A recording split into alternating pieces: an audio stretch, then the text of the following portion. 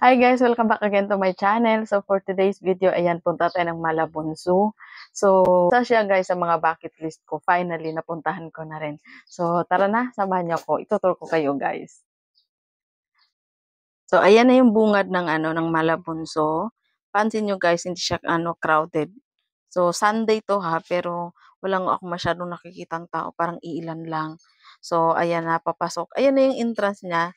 So, syempre, kailangan mo pagpasok mo, magbabayad ka ng fee, which is parang ang alam ko is 150 dahil naka-base ako doon sa Google kung magkano. Siguro hindi lang siguro talaga updated 'yon. So nagulat ako bakit naka 300 yung babayaran ko. So anyway, okey lang din kasi, nandiyan na ako tsaka isa naman din talaga sa gusto kong puntahan, tsaka isa talaga sa mga bucket list ko. So finally napuntahan at nandito na rin ako sa wakas. So ayan yung unang napansin ko guys, ayun yung baboy ramo. Meron tayo nito guys, very rare na lang talaga. So, ayan siya. Naalala ko 'to guys, nakita ko nito before nung maliit pa ako kasi yung lugar namin, hindi pa siya gano'n talamak do'n sa illegal logging. So, meron pa talagang iilan dati pero lately wala na akong nakita kasi nga siguro dahil nagbabagong panahon, wala na silang masyadong natitirahan. Na marami pang kahoy dun sa amin. So, napapansin ko dati maraming mga ahas, so ganito. So, nakikita ko din pala siya dito. Pero merong ibang guys, mga animals na hindi ko talaga siya, parang never ko pa talaga siya nakita. So, obviously, itong mga 'to wala talaga 'to. So, dito lang 'to sila makikita guys, sa mga zoo lang talaga sila. So, ayan 'no.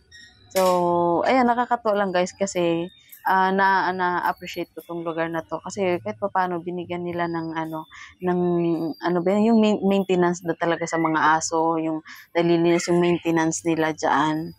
Nakiki rin nila yung kalinisan, yung food ng mga animals kasi iba't iba, sobrang dami talaga guys sa loob. So, dun sa mga isda naman na parang dito talaga natin sila makikita, kakaiba talaga. So, iilan dito guys, so nakikita natin sa mga yung bundok natin na meron pa rin naman, 'yan yung mga owl na ganyan meron pa talaga tayong merong mga ganyan pang animal. So, meron ditong iba guys na talagang ini-import pa nila, so galing pang ibang bansa na. So, obviously yung mga lion, so wala talaga tayo nito.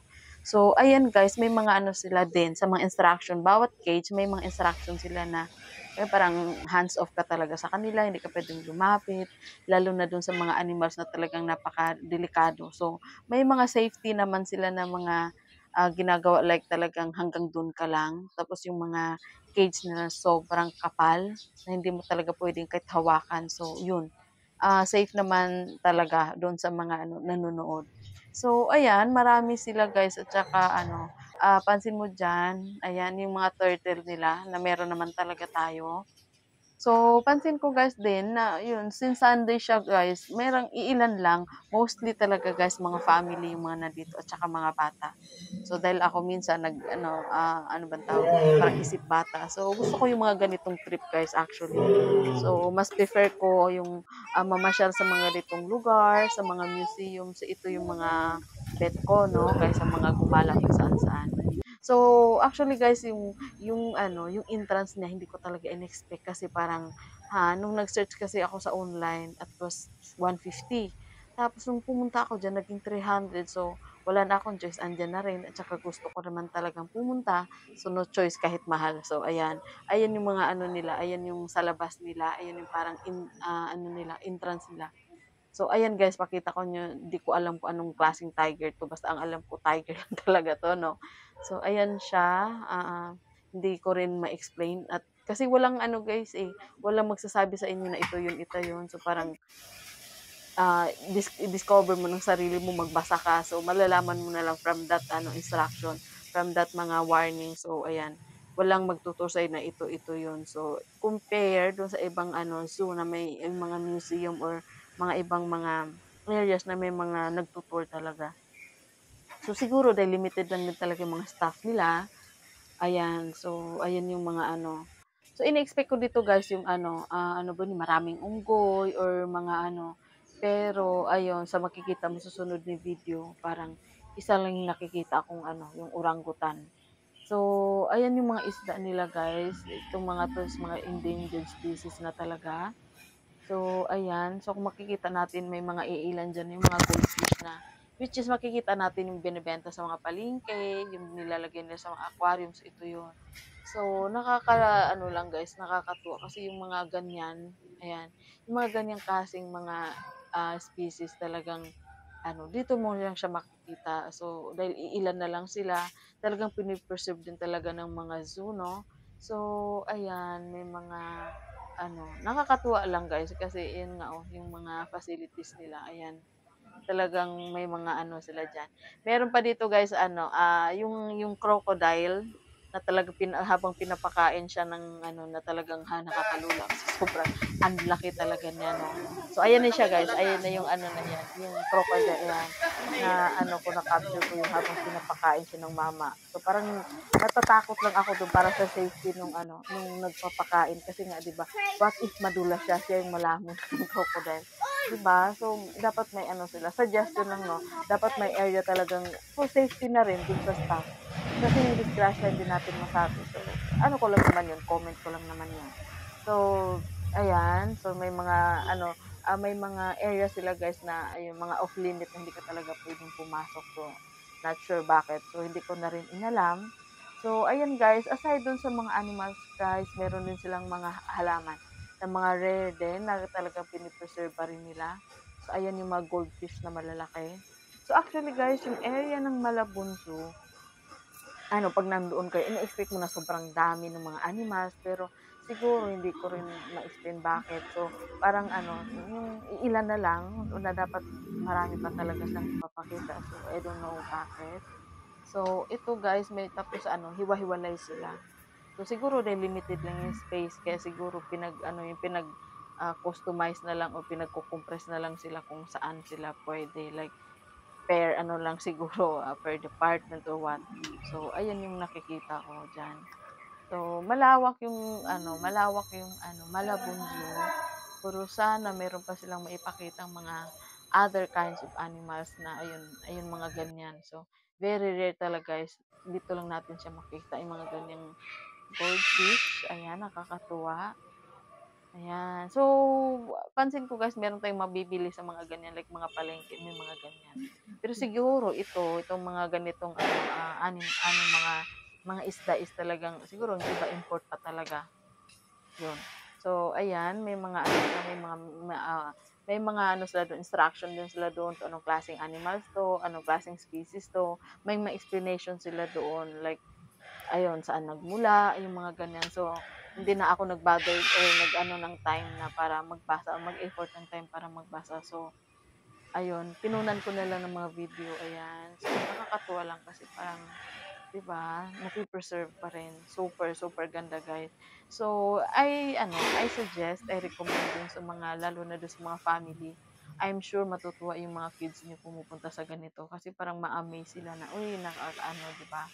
So, for those mga family guys, instead na ay ano, i-expose nila sa mga ano ba 'yun, sa mga gadgets or do'n sa mga social na ano, try din na i-ano sila, dalhin niyo sila sa ganito.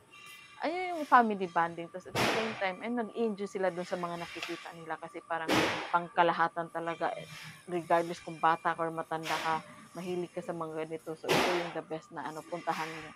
So, medyo dun sa ano guys, sa entrance medyo pricey pero kung gusto mo talaga gagawan mo ng paraan 'di ba, 300 is 300. So, paminsan-minsan guys ano siya, maganda talaga siyang puntahan. So, I'd rather kasi mas prefer ko kasi guys na pumunta sa mga ganito kaysa gumala or yung ibang bisyo na gagawin. So, no. So, ayan guys, ayan yung mga ano 'tong mga area na 'to. So, ayan yung mga deer nila. Na alam natin na ano, galing pa 'to ng ibang bansa. So, ayan mga kakaiba. So, ayun may mga kanya-kanya talaga silang cage. So, ayan may mga ano sila guys, so pansin may mga kanya-kanya silang mga ano, I mean may iba-iba silang ano, instruction na bawal na hands off, bawal ganito, yun may mga instruction sila. So, pansin ko guys dun sa ibang zoo din na puntahan ko, ayun, same almost ano lang din sila, kaya lang dito parang iilan lang talaga yung mga animals nila. So, hopefully magawan nila ng ano, tsaka mape-preserve pa lalo. ma-improve pa nila yung mga facilities nila, tsaka to attract sa mga viewers o sa mga pumupunta dito. Kasi sayang guys, sayang yung siyempre ginagastusan pa rin nila yung zoo kasi yung pagkain ng mga animals. So sana marami pang pumupunta dito guys. Siguro improve lang, more improvement lang dito sa zoo na ito. So far guys, sobrang na-enjoy ako, natuwa ako kahit alam mo yung napagod ka pero 'pag nakakita ka ng ganito tsaka lalo na 'pag bet mo yung mga ganito, mahilig ka sa ganito. So wala, sobrang natuwa lang ako. Tsaka isa na naman guys na bucket list na nagawa ko. So another na naman 'to, check na naman 'to sa mga listahan ko. So ayan, natutuwa lang. Tapos ayun yung mga siya guys, meron din siyang mga halaman, mga plants na may mga kanya-kanya din siyang Araw-araw po kami dito pangalan. bukas So nagsimula kayo magbukas ayan, ng ayun 8 ng guys umaga hanggang yung 5:00 po ay may ng mga hapon pinapakita sila naglalabas po mga kami ng ganito. dati, Pag hindi pa naglabas, pwede kayong pinapakita sa mag-request mga at animals ay sabihin 3 lang yata. So, pansin niyo dito guys, iilan lang kami nandito, mostly mga talaga couples, mga family, karamihan mga bata. So ayan, parang puwede mo silang i-touch, hindi harmless sila guys, like niyan, puwede kang mag-picture, puwede kang mag-touch sa kanila. So, ako hindi na ako nag-bother na mag-touch kasi parang hindi ko siya bet. Okay, dito po saan? So, giveaway na lang doon sa mga gusto.